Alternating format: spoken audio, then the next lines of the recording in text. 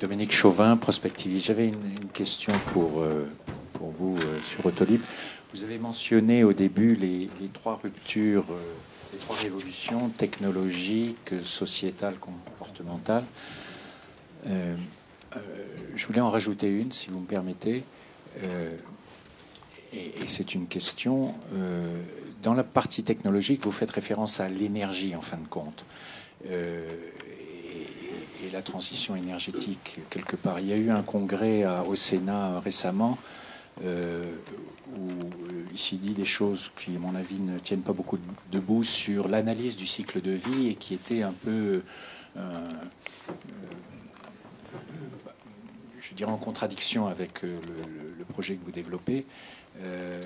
Sur la production d'électricité. Mais le point, la révolution qui me paraît importante, elle n'est pas du tout du côté énergétique, elle est au niveau du vecteur énergétique. Et je crois que c'est ça la vraie révolution qu'apporte la voiture électrique aujourd'hui, en ce sens que c'est un sous-vecteur du vecteur électricité qui permet d'ouvrir sur toutes les énergies, en gros, puisqu'on va passer, grâce à ce vecteur, d'un vecteur énergétique initial qui était le pétrole, énergie primaire vers l'énergie finale, alors que là, maintenant, vous ouvrez sur toutes les énergies, à savoir nucléaire, solaire, charbon, pétrole, en tant qu'énergie primaire, qui vont se diriger vers une énergie finale qui s'appelle la mobilité, ou une fonction finale qui s'appelle la mobilité. Et du coup, je suis complètement en ligne avec vous sur la possibilité de déploiement massif de ça, à cause de toutes les bonnes raisons que vous avez données, mais je voulais en rajouter une supplémentaire qui est l'ouverture par le vecteur énergétique. Ce qu'il faut retenir, vous avez raison, l'enjeu à court terme, c'est quand même le stockage d'énergie. La réalité, elle est quand même là. Et parce qu'il y a deux grandes demandes. J'ai du genre, c'est comme en marketing, il y a deux demandes, il y a une offre. Il y a une demande parce qu'il y a toutes les énergies alternatives, éolien, photovoltaïque, qu'il faudra stocker. Et puis il y a les problématiques qu'ont tous les utilities de type EDF, NDSA et autres, qui à un moment ou à un autre ont des contraintes au moment des tarifs horaires, notamment à 18 heures où l'énergie est très chère, et qu'à un moment ou à un autre, il faudra quelqu'un qui soit capable de stocker l'énergie pour réinjecter l'énergie dans le réseau. Et ça, c'est quand même un des enjeux les plus importants, puisqu'on le voit bien aujourd'hui dans beaucoup de pays. Le stockage redevient, enfin en tout cas devient aujourd'hui un sujet majoritaire. Pour une raison très simple, c'est que je vous rappelle que par rapport à tous les produits, l'énergie est un bien qui ne se stocke pas. Voilà. Et donc l'enjeu de demain quand même à très court terme, c'est-à-dire d'ici l'année prochaine, c'est le stockage de l'énergie. Vous avez raison.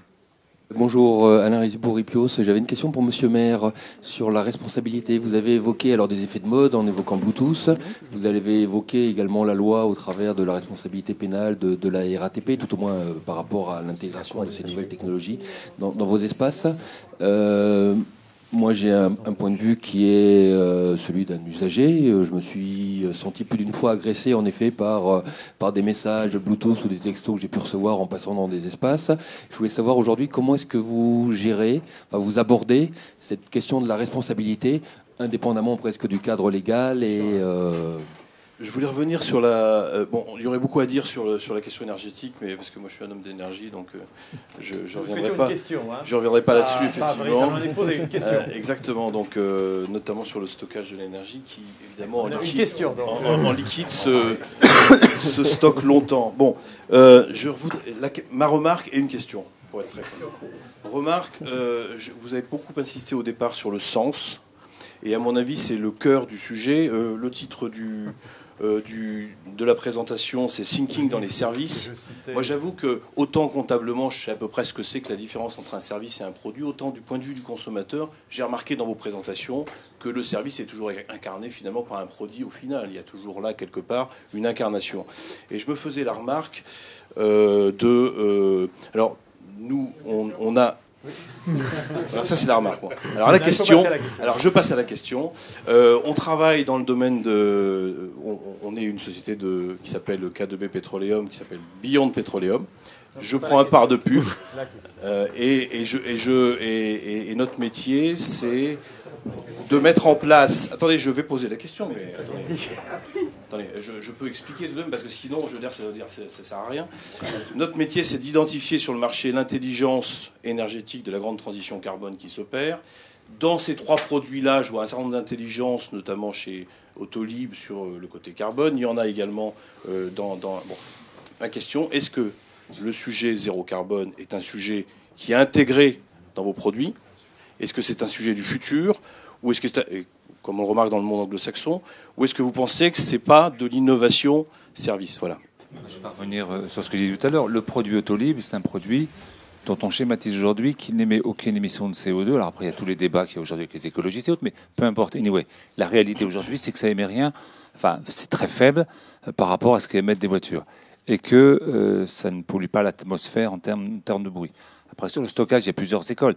La réalité aujourd'hui, c'est que l'électricité ne se stocke pas. Je ne dis pas que l'énergie en hydrogène, l'électricité ne se stocke pas aujourd'hui. Et qu'avec le produit que nous avons aujourd'hui, on pourra stocker. Effectivement, c'est une modification substantielle des modes de consommation de demain. L'autolib en Chine, c'est 2 fois plus de carbone, on est d'accord, c'est du charbon. Il n'y a pas d'autolib en Chine. Oui, non mais d'accord. Donc, on aimerait bien vendre. On est quand même assis sur une électricité zéro carbone et qui a un intérêt français. On s'éloigne un peu du thème. Je vais répondre pour notre partie sur la partie. Le thème est sur le design thinking et son application dans les services. Ce n'est pas sur la dimension des énergies propres est une dimension qui est secondaire par rapport au thème de la journée. Ah oui, donc vous dites qu'elle n'est pas incarnante du produit. C'est pas ça. Non, la discussion sur le thème de l'énergie propre est secondaire par rapport au thème central de la matinée. Juste pour prendre la suite, sur la partie, alors pour répondre à votre question, dans l'approche rethinking, c'est sûr qu'au départ, on a fait des impasses. Quand on est parti, nous, sur le module numérique, il est évidemment très énergivore en matière de LCD. Surtout quand vous partez sur des 70 pouces, qui consomment énormément, qui chauffent. Le défi technologique dont on parlait, nous, au départ, c'était comment on va refroidir dans un univers où nos amis de la RATP carchérisent pour nettoyer, comment on va refroidir nos écrans numériques une fois qu'ils vont nettoyer le soir, et comment on arrive à rendre tout ça étanche et à faire qu'une dalle qui va chauffer à 70-80 degrés à l'intérieur ne crame pas l'ensemble des composants. Le premier défi, c'était ça. Mais très vite, on a été rattrapé par ce que vous dites. C'est-à-dire qu'on est dans un univers public. Il y a des manifestations politiques, d'associations, de partis politiques qui interviennent très vite quand ils voient ce genre de dispositif dans l'espace urbain et qui nous disent « Attention, qu'est-ce que vous faites pour ça ?» D'accord ? Donc évidemment, tous les développements qu'on fait depuis tiennent compte alors d'abord des avancées LED. En gros, on essaye...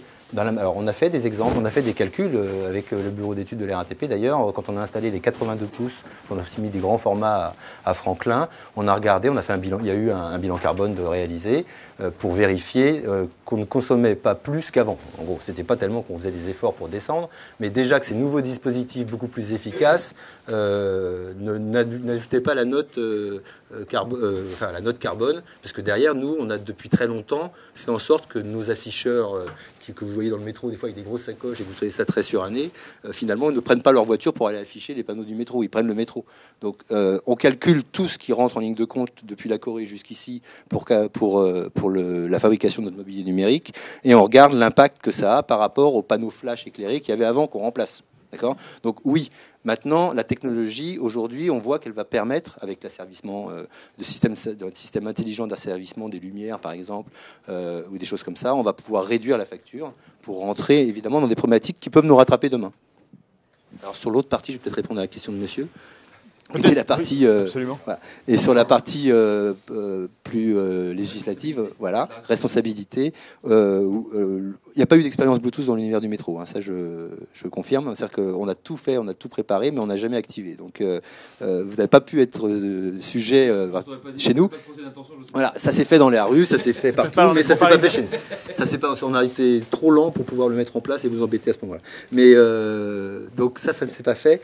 Par contre, il y a toujours un contrôle qui est fait à chaque arrivée, en fait, ou de système technologique ou de messages. Il y a un contrôle systématique de tout ce qui passe dans l'univers. Et ce contrôle, quand on a des doutes, on interroge la RPP ou donc l'organisme qui donne son avis, et on interroge évidemment la RATP quand on a un doute sur l'impact que ça pourrait avoir sur le voyageur. Donc le problème qu'on a en tant que régie, c'est ce que je vous disais tout à l'heure, on est dans un monde vivant, on est dans le monde d'aujourd'hui, et il y a je ne sais pas combien d'associations en France, et quand on a eu les histoires avec la pipe de Tati ou tout ce qui s'est passé sur la loi E20, on a même été accusé parfois d'avoir fait modifier la loi E20 par notre position, parce qu'on avait donc nous on était très rigide sur tout ce qui est légal et les associations. Alors il y a des associations qui militent pour et puis d'autres contre.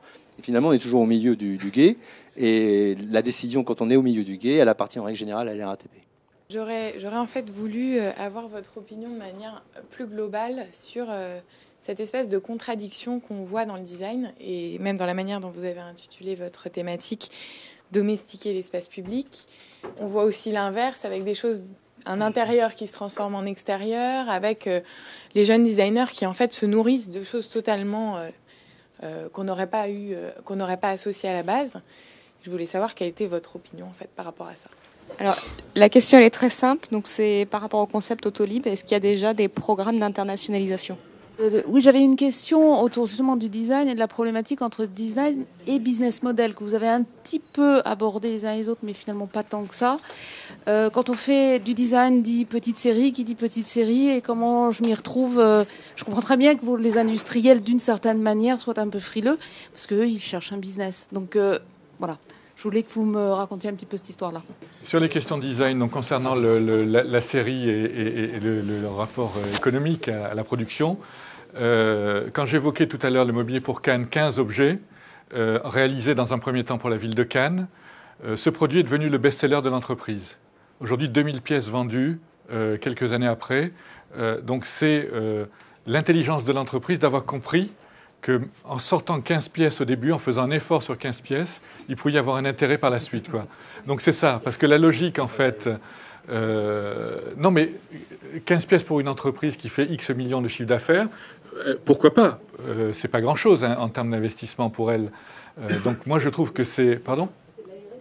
Oui. R&D, exactement. Externalisé, puisque je leur ramène cette vision-là, quoi. Et la plupart des produits que j'ai créés comme ça par la petite porte, en gros, on va dire, sont devenus par la suite des produits vendus en très très grande série, puisque tous les produits que j'ai dessinés, peut-être une centaine voire plus aujourd'hui, sont des produits qui sont en catalogue, que ce soit chez Philips, chez plein de fabricants, etc. Concernant l'autre question de design, effectivement, aujourd'hui, le design dans l'espace public est assez nouveau. Donc il y a beaucoup de jeunes designers qui se posent cette question et j'en suis ravi. Parce que du coup, pendant de nombreuses années, c'était le territoire des architectes, des urbanistes et des paysagistes, ce qui est très bien. Mais ils n'ont pas cette vision du petit, du détail, ce qui manque, du rapport à l'objet, à la matière. Donc ils savent très bien gérer les espaces publics pour qu'ils fonctionnent de manière parfaite. Mais après, quand on arrive au petit, globalement, on ne sait pas très bien comment ça se passe. Donc, si on fait des espaces pour s'asseoir, on va faire des grandes dalles en béton et puis on va s'asseoir dessus. On ne parle plus de qualité à ce moment-là. Donc, aujourd'hui, ce qui est intéressant, c'est que le design arrive, c'est très récent, dans l'espace public, et que plein de jeunes designers arrivent avec cette idée que j'évoquais tout à l'heure, de dire, oui, les objets peuvent être différents dans l'espace public. Pourquoi des grandes dalles de béton pour s'asseoir ? Ça peut être autre chose. On peut avoir un fauteuil comme ça, pourquoi pas dans l'espace public ? On peut avoir plein de choses. Tout est possible aujourd'hui dans l'espace public. Et c'est l'intérêt de sortir de cette espèce de dogme qu'on nous impose depuis 30 ans aujourd'hui, de dire que l'espace public doit être dans une logique minimaliste.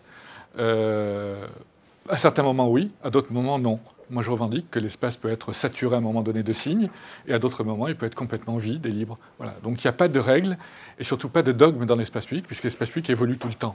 Donc ça, c'est important. Comme je suis pour l'égalité des chances, je vais répondre aux deux demoiselles.